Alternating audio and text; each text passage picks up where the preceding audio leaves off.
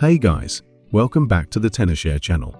If you want to reset your old iPad to sell or give it away, or just want to reset it, but since we usually use Face ID to unlock, or haven't used the iPad for a long time, you may forget the password and you can't do the reset. No worries, we are here for you. Let's get started. Method 1. Reset the iPad from the lock screen. This method comes straight from Apple, and you can just simply use the Erase iPad feature when your iPad is unavailable if your device's setting meets the following conditions. Ensure your iPad is running iOS 15.2 or later, and your iPad can connect to a network. Sign in with your Apple ID, and you have the ID password.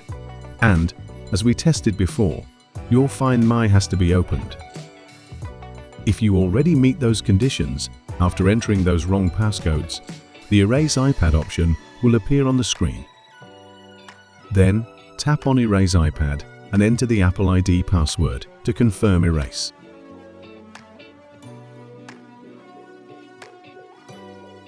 The process of erasing kicks off immediately, and once done, you'll be greeted with the Hello screen.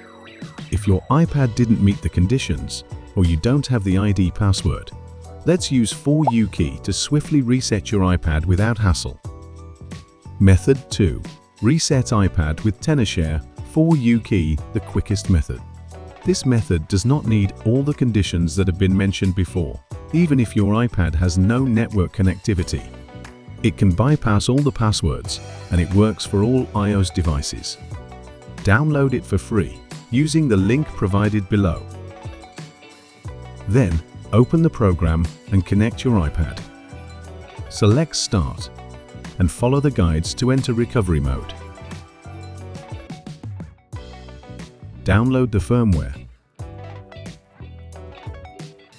Click Start to remove to eliminate all passcodes. Your iPad is now reset, quick and painless.